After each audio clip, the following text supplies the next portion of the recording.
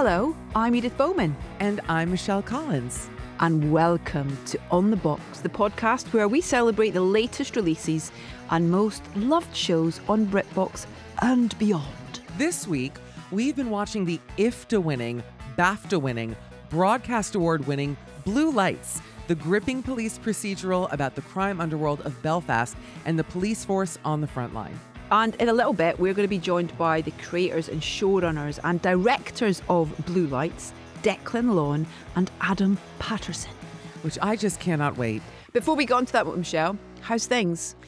Edith, I'm so glad you asked. Well, it's funny. I'm actually in Mexico, which I was here for a wedding for the weekend. My friends Claudia and Sam got married in Monterrey. And I have to say, have you ever been to Mexico? I have actually. I did a travel show there years ago called Road Tripping with my friend Kat Deely. I love Kat Deely, by the way. She's almost as tall as you. That's right, and half my weight, which we love for her. But let me add, yes, that's totally true. And stunning and funny. But what was your experience like? I'm curious. I'm not going to lie. There were moments of it that were pure, joyful and vibrant and exciting. And then there were other moments that were utterly terrifying. Yeah, I could see that. We were staying at the hotel that we're staying in. When I came home from the wedding, there were about 500 police cars outside and men holding, it was very blue lights coded, men holding automatic weapons. And I was by myself. So I was just like, what? And then it turns out the Iraqi soccer team is staying in my hotel, not to brag. So yeah, they have a lot of security going on there. Mm-hmm. Wow, we suddenly become the biggest football fan in the world. I know. No, they're like 25 years old. Go on. Mm-hmm. I love it. How did your stand-up shows go? Oh, thank you for asking. You're so sweet. You know what? They were great. It was only 3 shows at this amazing venue, Joe's Pub, downtown in New York. But it was just so fun. And, people come into that place. I love audiences that are ready to laugh versus sometimes I feel like stand-up audiences, they feel like, oh, you have to prove something to us before we allow ourselves to laugh. Yeah. Not the case. Everybody was just so game and so much fun. So it was wonderful. And how are you doing? Great. What's new with you? Yeah, I'm good. It's so funny because I find that London audiences are very much like that, whether you're watching comedy or music, in terms of they're almost a bit too cool for school and they're like, impress me. Whereas if you go to venues outside of London, in fact, I went to watch a band on the weekend called Geese in Bristol. And there was just the most amazing, vibrant kind of just excitement from the audience, who were, I would say, like 3 generations of audience in that gig. And it just reminded me how much I love getting out of London to watch and experience things, because London's spoiled. You know what I mean? Mm-hmm. It is. And it's same in New York. I mean, people just... Listen, I love New Yorkers. One thing about us is we will find any reason to laugh. I feel like Brits are much the same way, where life is hard. If you can find humor in a situation, you got to take advantage of it, because otherwise, what are we doing? Totally. I think Scotland and Scottish people are particularly like that. Billy Connolly being my absolute hero and idol growing up. I could recite every word from his An Audience With show that he used to do, that he did years ago in the 80s, that I would watch religiously.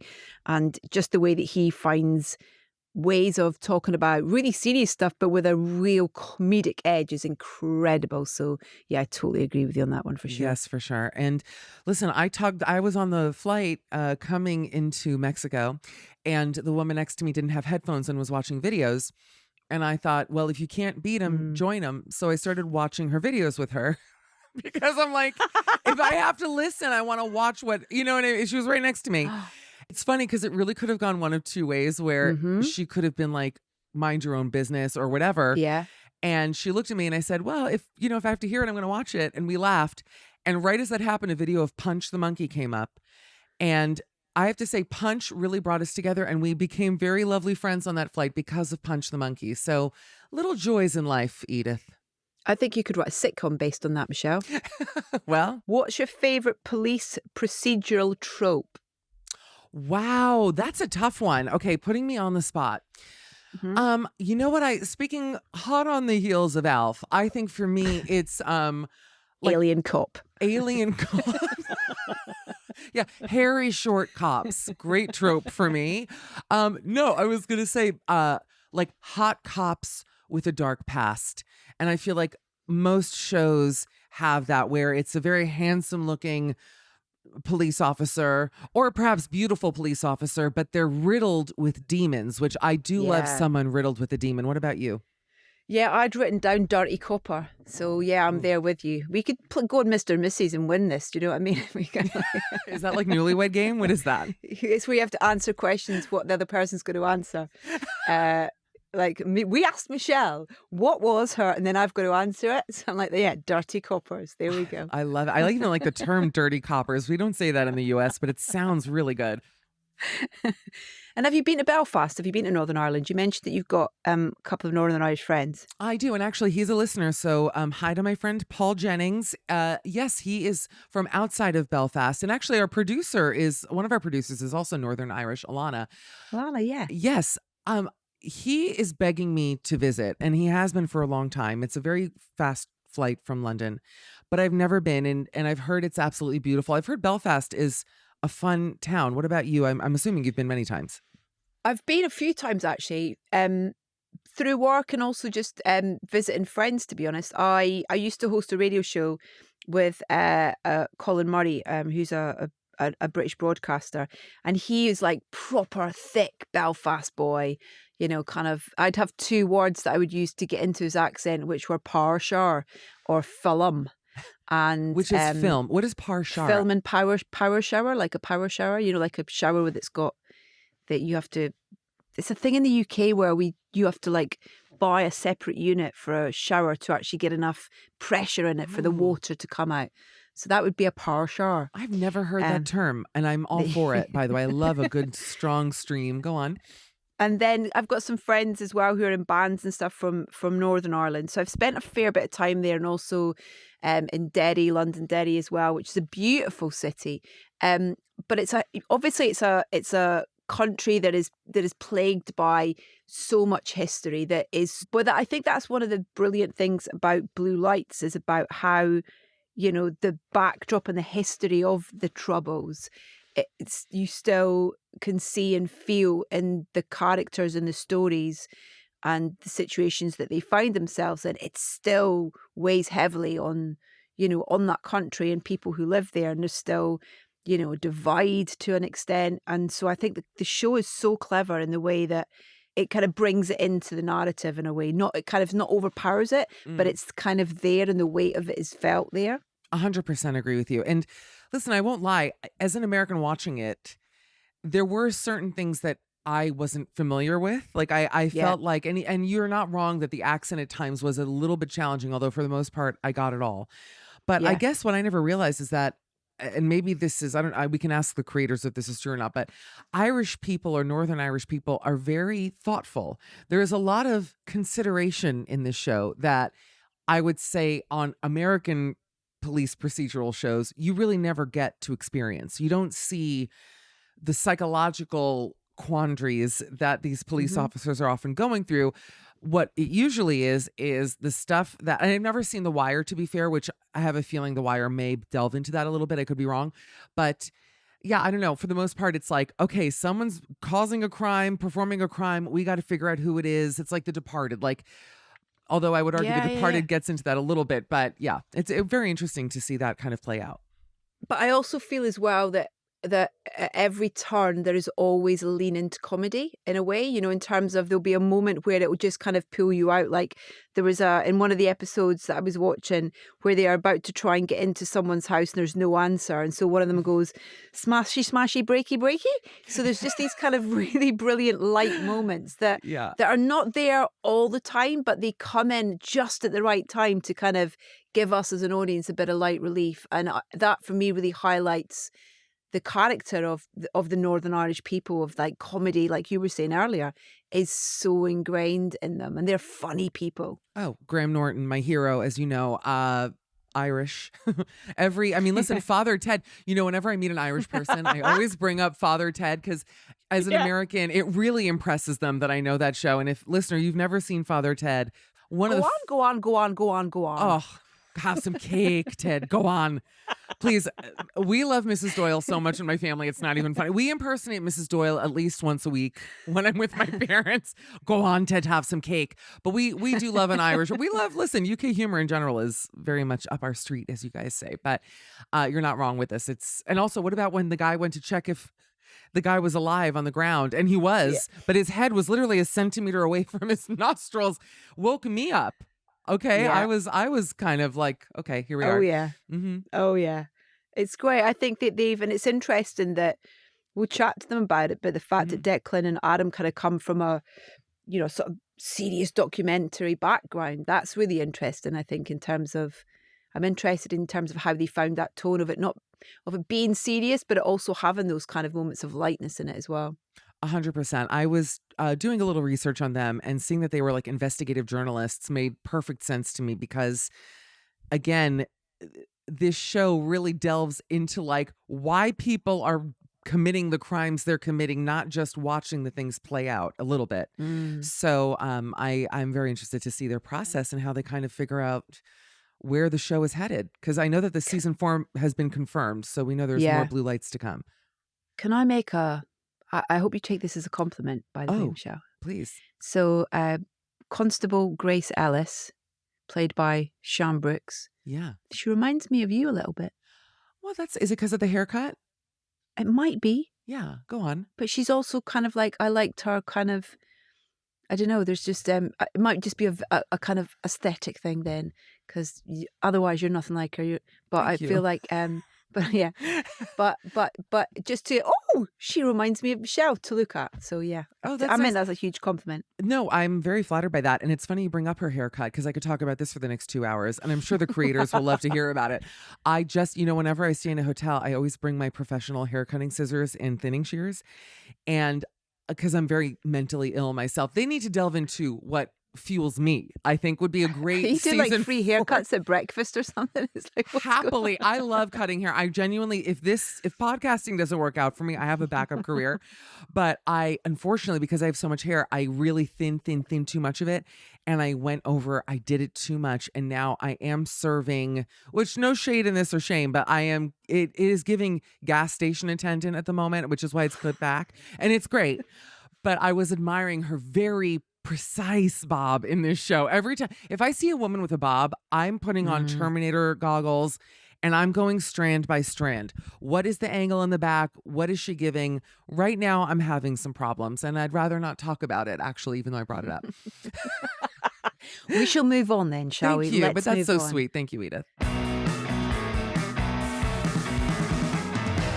Now, we are thrilled to welcome our guests for this week. It is the creators, showrunners, and directors of the BAFTA-winning, IFTA-winning, Broadcast Award-winning, and more Blue Lights. Please welcome Declan Lawn and Adam Patterson. Guys, thank you so much for being here. Great to be here, Michelle. Thank you. Thanks, Michelle. Tell everybody where you are. So right now we're in Belfast. We're in the middle of shooting season 4 of Blue Lights, and we were just at set about half an hour ago, and we dashed back here to do this interview. So we make 6 episodes a year, which feels like quite a lot to us, and that's what we're up to right now.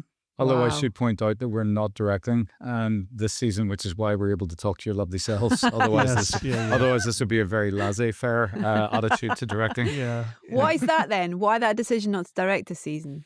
Because we're writing, and the season that we wrote and directed, we found obviously very time consuming, and it's mainly the edit, isn't it, Adam? I mean, the shoot is fine, but then you're in the edit for several months, and at that point we're supposed to be writing the next season. Yeah. And so that was pretty tricky. So I think that's it. I think it's just with the return timetables that the broadcaster wants and that we think are kind of achievable, become much more problematic if you're kind of across the directing, which is just such a lengthy process, in particular the edit, which seems to go on forever. So like we obviously loved directing season 2, but after, because it put a massive strain on me and Declan's love for each other, which is now thankfully recovered. We decided the real reason. There's the real reason, yeah. That, and it's just so successful. Yeah, Edith, the real reason is we hate each other. that you hate each other. That's what I want to delve into, the hate. Oh, the hate's so much more into it. interesting. Everyone asks about the hate, and then when they see us in person, they realize that there's just so much love that the Yeah. hate Oh, that's sweet. it can't exist. It's I want to say something as an American watching this show, and Edith and I were talking about it beforehand, but it was just very interesting. Usually procedural cop dramas in America are gun heavy. Everyone's getting shot, everyone's getting tackled, handcuffed. And this was like a very soft version of that. I mean, there's a lot of violence, certainly, and obviously very heavy subject matter, but like, what do you think is kind of the big difference between Blue Lights and, let's say, your typical American cop show? Well, so police officers here do have guns. They all have them. But they're not used very much. I mean, it's a big news story if a police officer fires their weapon. So the main thing we're trying to achieve in the show is authenticity, I suppose. And so we want real cops here to watch it and say, yeah, that feels like real life. So we really hold back on the gunplay, don't we, Adam? I mean, maybe once a season we might have a gun being drawn.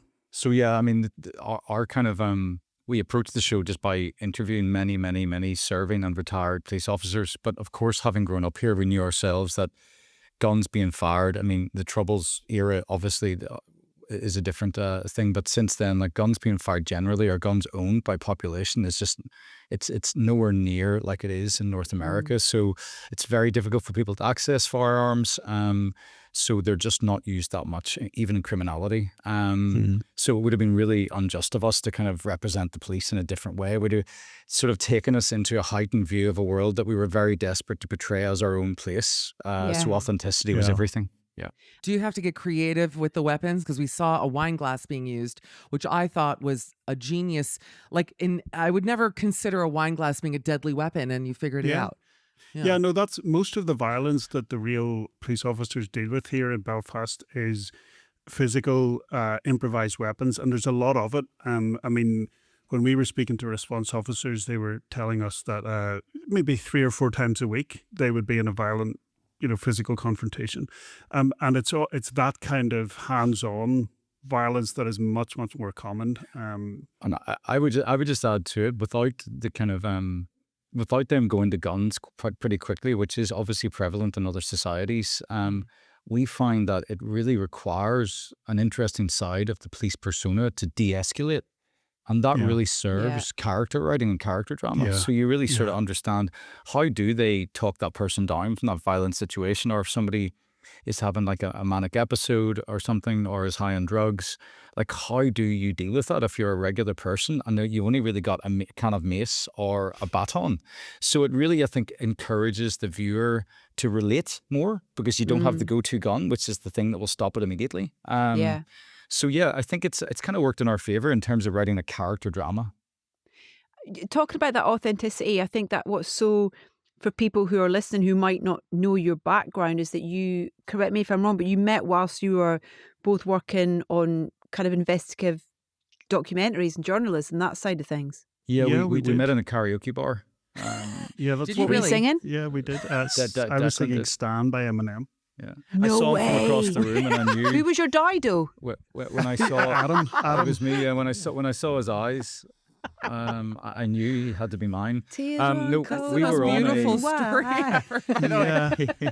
we were on a journalism assignment together. We'd been paired randomly to meet up in a Welsh city of Swansea, and we met the first night. We were filming the next day. Declan was reporting. I was doing the camera work, and we went out for dinner, and then that somehow led to more drinks and karaoke. And after that, I knew I had to work with this guy forever. Can I also just say that I have sung Eminem at karaoke, and there's no more challenging an artist. That takes so much guts. You think it's going to be easy, but it know. is. I was foaming at the mouth like a rabid dog. Like, it's hard. Yeah, so when I told Adam that night that I was going to do Stan, he said, "You can't. Stan's impossible. You can't do it." And then, that's why he fell in love with Maybe me. Declan, you could just sing a little bit of it now, just to remind us of why I fell in love with you. Could that? That was literally 16 years ago. So no. So wait, how do you get from karaoke doing Eminem Stan to coming up with the idea and deciding to move into scripted with this show? So we worked together in documentaries and Panorama for a few years, and we had a kind of a growing desire to do something fictional or creative. We weren't sure what, and it probably took us 3 or 4 years to actually sit down and start. We started by writing a short film. I think that was around 2013. We just sat down one night in Adam's flat and started writing a short film, and things really gradually moved from there. Our first show went on television in 2020. That was the Salisbury Poisonings. So we had like 7 years of kind of learning how to write screenplays, writing lots of screenplays, getting an agent. It was felt like a slow process, but yeah. So we just did it in our spare time, like a hobby, like nighttime, weekends, kind of. Like I mean, listen, we really loved the kind of granular understanding of the world that journalism afforded us. I mean, we covered some really amazing events in history all across the globe. Not together. And then when we met together, I was moved back to Belfast, and then we were making docs for the BBC in Belfast together. But we just felt like we really wanted to dig more into character, and it felt like documentaries really were more about holding power to account and about how the world works. And we were really interested in telling people's stories, and we felt we would interview people making docs for like 2 hours, but only use 3 minutes of testimony, and that their greatest stories were never told, and we felt we had to find a way to tell them. Yeah. So how much of the show then is based on, you talk about that research and speaking to kind of, to people in different stages of their lives who've maybe been part of the kind of the police, but in terms of the kind of narrative and the story, were those inspired by real events, by real stories, any of those stories that you've heard? How much of it is kind of steeped in reality, I guess? Like, I would say nearly all of it. So Wow. we, for every series, it's still very journalistic. We haven't lost that instinct. So we spend about 4 months interviewing police officers, and sometimes lawyers and victims of crime, and just journalists and anyone we think is relevant. And the police will always at some point suggest our main kind of criminal arc. So in the criminal arc about drugs being moved through Northern Ireland and into Great Britain. Yeah. That was suggested to us by a kind of senior police officer. So we really just distill reality as much as we can, and then turn it into drama, the character drama. But even the calls that the police go to, the kind of mental health crises calls, and the criminal assaults and every single one of those, I would say, has its genesis in a story that somebody really told us. In season 3, in episode 2, Aisling is traumatized by a car accident. And that story, the detail, we kind of recalibrate the details a bit so that, people aren't watching it going, oh my God, that's my story. We tweak it so that it's a bit different. But all the essential parts of that story were told to us by a real cop who went through what Aisling went through, and we let him come to the read-throughs and read the scripts. And I was talking to him last week. I'm still in touch with him all the time. So yeah, so like 95% of it is stuff that really happened. Wow. Yeah, like I mean, in some ways we're stealing people's lives, but because they want us to, we don't lose sleep over it. But no, people really do trust us. They open up, and I think sometimes it's quite cathartic, especially if these people have went through traumatic situations that they probably haven't spoken about maybe ever before. Yeah. And we can offer them a blanket of ambiguity, because as Declan says, of course, we won't use their names. We'll change lots of details. And a lot of the times we might comp something like, oh, let's take that thing that happened to that lady there and add it on to this guy's journey here. Yeah. And a lot of the formation of our early police characters, the rookies, came from literally meeting like Real people. Amazing response police officers and being like, well, that's Annie right there. And it like just, Annie was absolutely a real person. a real that we met. person, yeah. She was. And Yeah. but we find in collecting these stories for Blue Lights, people talk to us more than they used to when we were journalists. So when you're a panorama or a kind of journalist, people know they need to appear on screen, and they need to be, their words have to be attributed. Whereas in drama, people speak to you in a much more fulsome way because they know that they themselves don't have to be in the show. Yeah. Yeah, you're not turning up at somebody's house with a cameraman and a whole kit and setting up lights in their home Yeah. and then trying to get them to be normal. I mean, which is Yeah. which is a huge challenge making documentaries. We feel like there's more time because you're writing a show over maybe 8 months or longer, so you can really talk to people over a period of time and allow them the time to get the courage to come on board, or sometimes not. They might say, you know what, it's not for me, and that's also okay. Something else I loved about the show was how many women are in positions of leadership and power, and not just on the police side of things, but like as crime bosses, which, as someone who loves crime, not committing it, but just, watching it, I was very impressed by that. Is that actually based on reality? Like, do you have women run crime rings in Northern Ireland? Yes, yeah, there are. The women do play a significant role in that side of things. And also, they did right throughout the Troubles. There were really powerful women in the Republican movement and in loyalism. And the same thing goes for crime. And then in the police, we didn't really set out to write a show with a lot of powerful and independent women characters. It's just what we found in the research. So when the police allow us to go out with them on response calls in the back of cars. Half of them are women.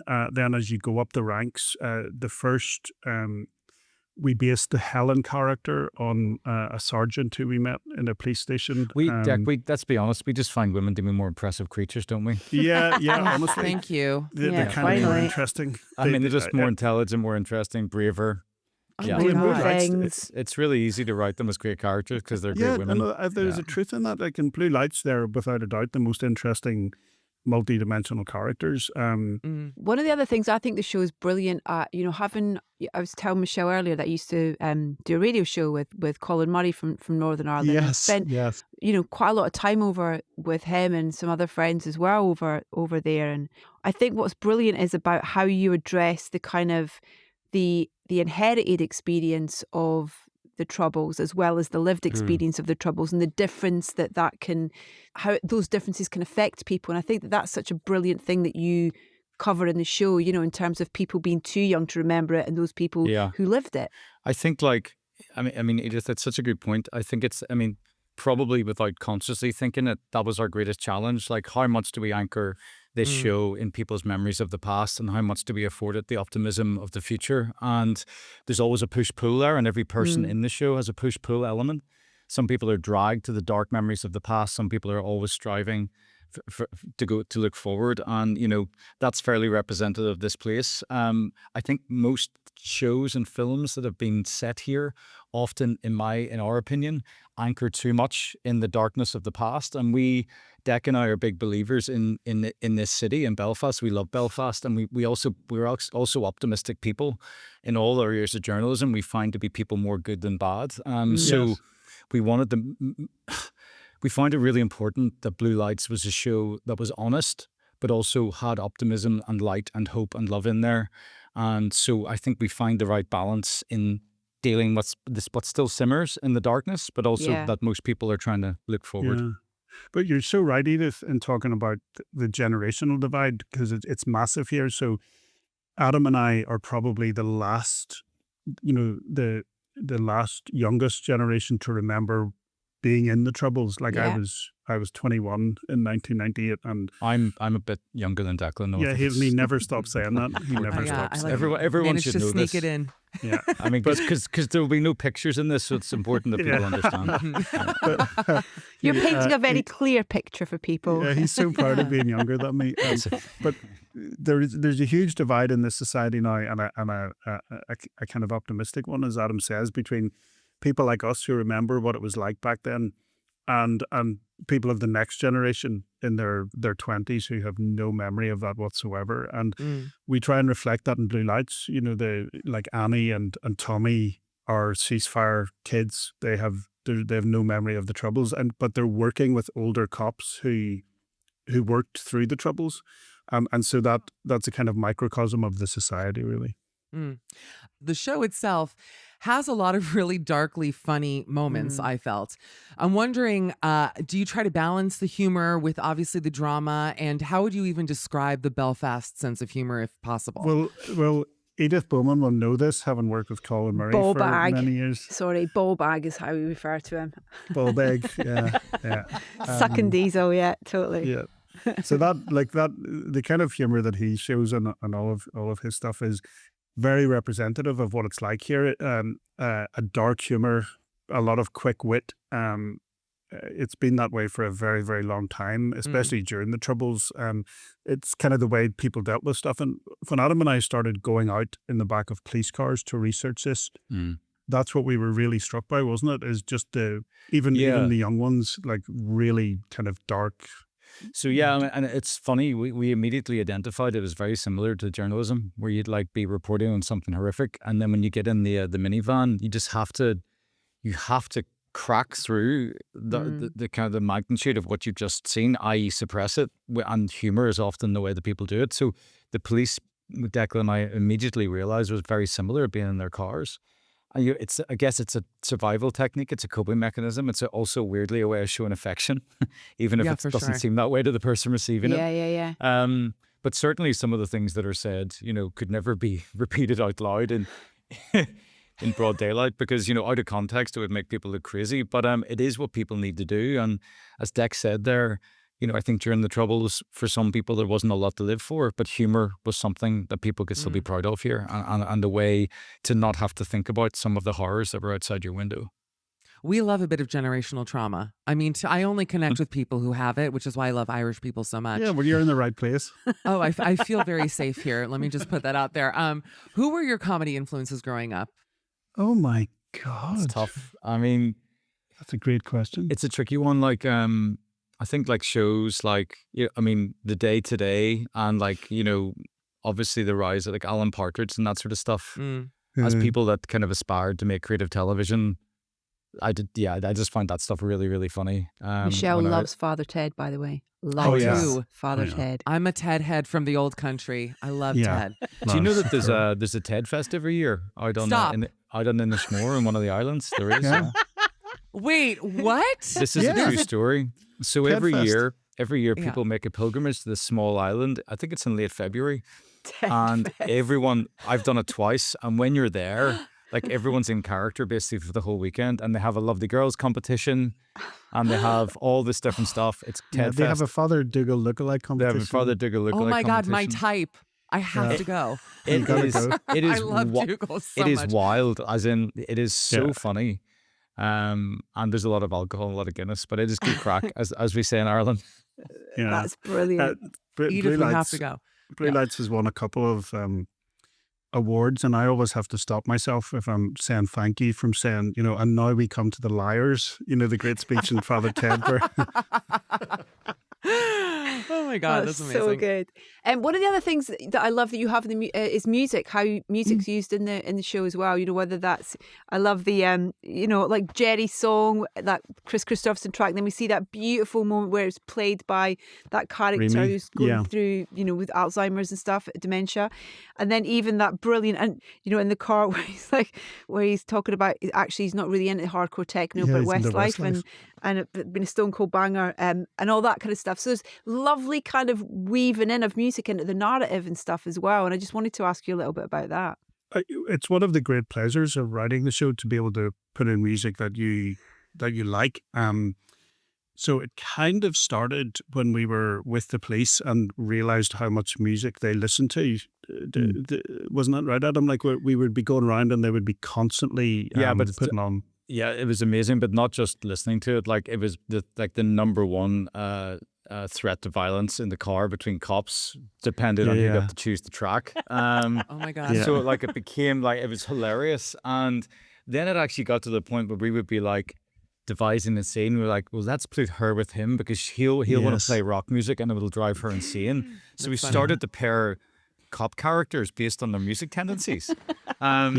Wasn't that right? And then like the other thing like that we really tried to do was to put a lot of music in from home and a lot of rising talent, and we wanted to be a place that a lot of people in the streets could be like, wow, I've never heard of that band, they're from here, wow, okay. Yeah, because we are a small city creatively. We are kind of I think we punch pretty well above our weight, but There's not many platforms for people to get themselves out there, and we felt like the show could be part of that. Amazing. You almost continuing the work of the great Terry Hooley in this in the film. Again, Richard Dormer playing him in Good Vibrations. There's a nice connection there. Michelle, you have to watch this film. It's a brilliant film called Good Vibrations that Richard's in. He plays this character called Terry Hooley. He was like the godfather of music in Belfast. He was behind so many bands being played and released, and the undertones and all that kind of stuff's amazing. Yeah. Oh, I'll look for it. I was going to say, just speaking of sound, that also, this is a very kind of niche thing, but I noticed one of the sound effects that's used throughout the show is literally the sound of like a phone disrupting a computer, if that makes any sense. Like, you know, when you have your phone too close. And it's the craziest thing because it is one of the most off-putting noises and literally filled me with dread. Was there like a conscious decision for that buzzing? Do you know what I'm talking about? That like kind of buzzing noise that's used throughout the season? Is that like on the police radios? Yeah, no, but it's like used for dramatic effect, actually, as though like someone's getting a call during I don't know, it's very strange. Yeah, that's all down to the sound designer. It was great.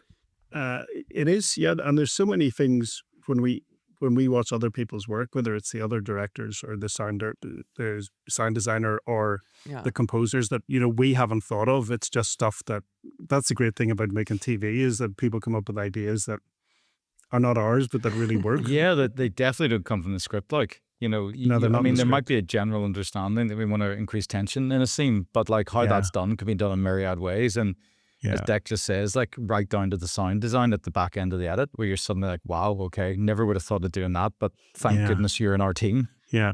Do Northern Irish people like Americans? Can I just like change subjects completely? Yes, what is your opinion? Are you crazy? Do you, Adam? Seriously? What? Thank that is you. crazy. We absolutely all American, sarcastic. All of them. I grew up getting drunk in Americana. Okay. Really? Like absolutely. Like what kind of stuff? Beverly Hills 90210, Saved by the Bell, all the classics. Yeah. Like I've been to America a lot of times. I actually spent a year studying in the University of South Carolina. I worked in a summer camp in upstate New York. I still have a lot of good friends there, and amazing landscape. I've like had some amazing adventures across America. So it goes the other way too, in that there's a big American influence, particularly in the north of Ireland.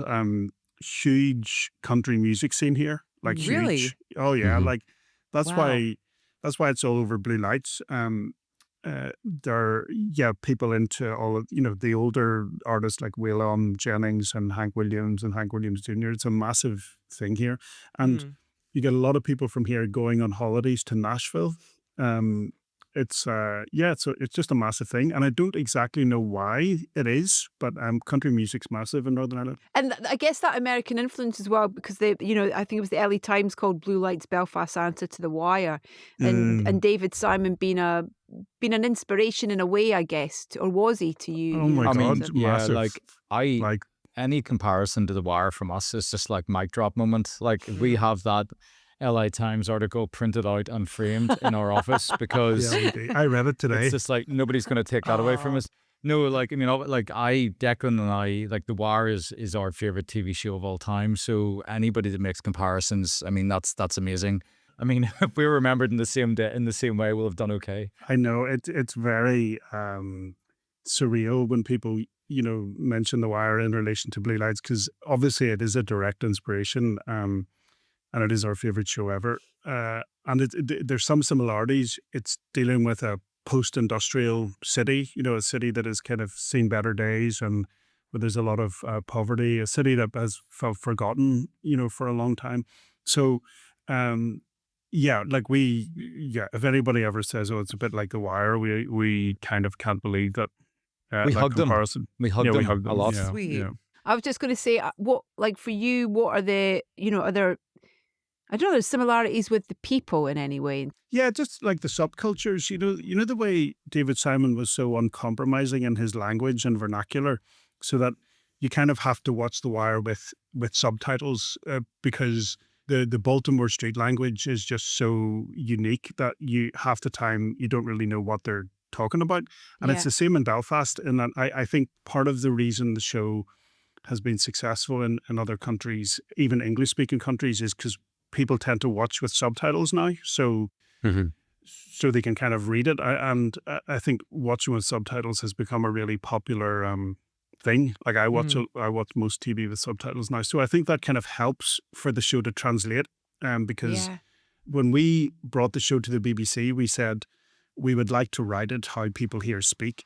All their little colloquialisms and unique ways of saying things. And the BBC were like, yeah, go for it. That's fine. Make it hyper local. And I think The Wire is kind of similar. It's really uncompromising in how local it is. It's like Fargo as well, isn't it? That kind of, Yes. Yeah.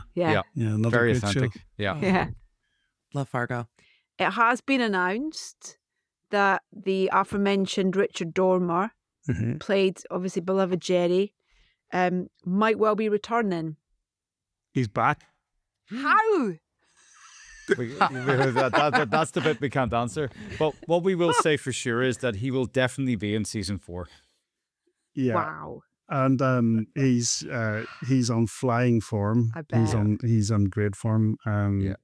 And he has and it's not just a 2-second hello. And also, I think what's really important for us is it is integral, and that'll make sense. Yeah, it is integral. Yeah, it makes sense for the story, how he's in it. But he's in it quite a lot, in a very significant way. And yeah, we're really. It doesn't feel like a gimmick, because we didn't really need to do it. We weren't like, oh God, we better do this. No, it kind of works. Although creatively. Declan, to be honest, like a lot of people have threatened us since we killed him Oh my off. God, So no it's idea. probably in our best couldn't interest that he believe comes it. back. Honestly, taxi drivers, bus drivers, people come up to you in the street going like, How how could you? dare you? You killed could you? Jerry. And yeah, it's the one question we get like 3 times a day. That's Wow. hilarious. You two guys are the 2 busiest men in Belfast because your production company, Hot Sauce, which I also have questions about, you just Yeah. announced a new thriller called D-Notice. Yeah. I have questions. What can you tell us about the show? So D-Notice is set in the world of investigative journalism. They say write what you know. So we decided to do that. Has it got 2 characters called Adam and Declan in it? Kind of, yeah, pretty much. Yeah. And it's kind of based on our experiences in journalism in that world between government narratives, a little bit of espionage and investigative journalism. So a D-Notice is a defense advisory notice is when you're working on something as a journalist and the government kind of warn you off. Now, it's not compulsory, but they get in touch with you and say, look, there's a national security issue here. You need to stop publishing these details. And they do it through a committee. So there's an actual committee that's kind of that's made up a lot of journalists, but also some government people. And the committee get in touch and they advise you to not do something and give you some reasoning. But they're almost always followed. So it's a really interesting study on, our ability. It's a really interesting look at free speech and where democracy stands today. Yeah. Because press is one of the final beacons of a democracy, isn't it? Really, when that gets broken down, then you've really lost all sense of hope. So it's kind of looking at where we are with that, with a bit of a thriller engine in it as well. How many D-Notices did you guys get served with? Oh, we got 2 a day. No. Wow. Yeah. Michelle, shall we game on? I'm ready to game. Yes. So it's a little game we have called Revival. Yeah. And all we ask is that we'd like to know from each of you, if you could revive any one of your favourite British shows, what would it be? So it could be a one-off, could be a mini-series. I'm going to go for the British version of The Office, right? Because... Really? Yeah. Intriguing. Now, I'm going to tell you why. Because... Yeah. I think that Stephen Merchant and Ricky Gervais were geniuses because they only allowed 2 seasons to go out, right? And Declan and I have often referenced it as like, wow, that's amazing. What strength to say no more. Mm-hmm. But then I saw, I've seen what the American version of The Office became, which was better and better and better with every season. So I'd be tempted to think, could they come back and do something else? So that would be the one that would intrigue me. If it was a British show, it would be The Office. The whole shebang. I think it's very generous because I really do think that straight men need more things to quote. So I think it's a beautiful, they're running out of things to quote. So Adam, you're absolutely right. Yes. Declan? Well, I'll go along the same criteria then. And I would say Brass Eye, with Chris Morris, Yes. which was just so wonderful, and I still watch it on YouTube all the time. And I'd love to see them bringing that back. This was so much fun. I want to just say that a huge thank you Yeah. to both of you for coming on this show, and also just such a congratulations on Blue Lights, because it's such a success. It's so beloved, and it's been really an honor having you guys here. So thank you. Thank you Thanks, so much. guys. It's been great to see you guys. Yeah.